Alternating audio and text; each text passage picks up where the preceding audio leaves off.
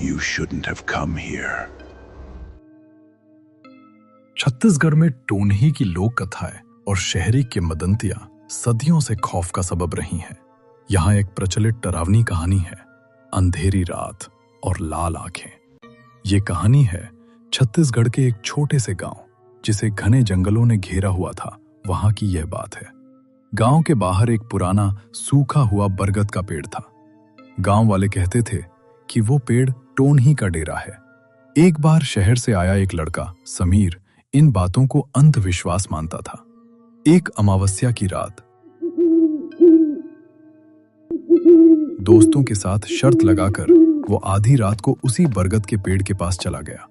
सन्नाटा इतना गहरा था कि उसे अपनी धड़कनें सुनाई दे रही थीं।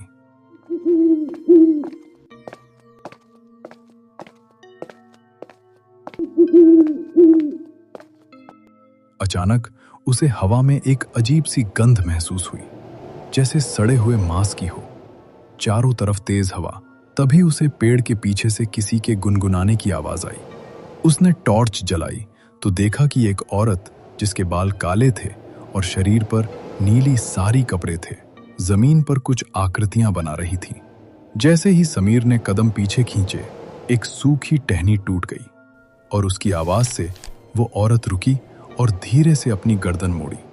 समीर की रूह कांप गई। उस औरत की आंखें पूरी तरह लाल थीं और उनमें कोई पुतली नहीं थी।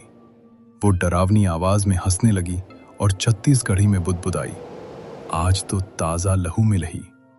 समीर वहां से बेतहाशा भागा, लेकिन उसे ऐसा महसूस हो रहा था कि वो औरत उसके पीछे नहीं बल्कि उसके ऊपर हवा में उड़ रही है। वो जैसे तैसे अपने घर पहुंचा और दरवाजा बंद कर लिया। अगले दिन समीर को तेज बुखार चढ़ा और उसके शरीर पर नीले रंग के हाथ के निशान उभरे हुए थे। गांव के बुजुर्गों ने बताया कि उसने टोनही की साधना भंग कर दी थी। कहते हैं कि आज भी अगर कोई उस पेड़ के पास रात को अकेला जाता है तो उसे वही लाल आंखें झांकती हुई दिखाई देती हैं।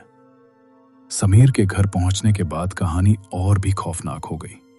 कुछ दिन बाद समीर ने अपने कमरे का दरवाजा अंदर से कुंडी लगाकर बंद कर लिया था, लेकिन उसका दिल अभी भी जोर जोर से धड़क रहा था।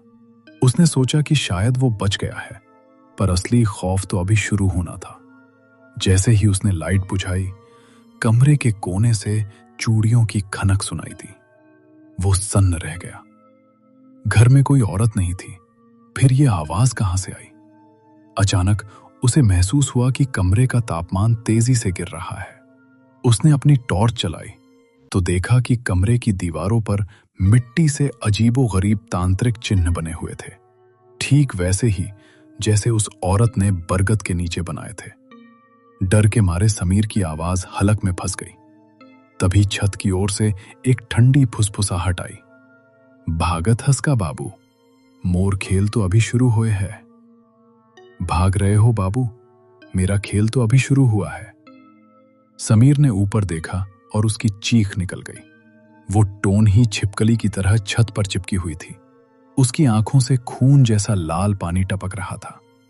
समीर ने भागने की कोशिश की, लेकिन उसके पैर जमीन से चिपक गए थे। तभी अचानक पूरे गांव में कुत्तों के रोने और भौंकने की डरावनी आवाजें गूंजने लगी। गांव के बैगा को आभास हो गया था कि कुछ अनिष्ट हो रहा है। वह अपनी लाठी और अभिमंत्रित जल लेकर समीर के घर की ओर दौड़े। जैसे ही बैगा ने समीर के कमरे का दरवाजा लात मारकर खोला और जोर से चिल्लाया, जय बूरादेव! वह आकृति धुएं की तरह खिड़की से बाहर निकल गई। समीर बेहोश पड़ा था। उसके सीने पर 3 काली उंगलियों के निशान छपे थे जो जलने जैसा दर्द दे रहे थे। बैगा ने बताया कि अगर वो 5 मिनट और देर से पहुंचते तो समीर की आत्मा वो टोनही हमेशा के लिए कैद कर लेती। समीर का बुखार हफ्तों तक नहीं उतरा और आज भी सालों बाद वो अमावस्या की रात को ठीक से सो नहीं पाता। उसे आज भी लगता है कि खिड़की के बाहर से कोई लाल आंखें उसे देख रही हैं।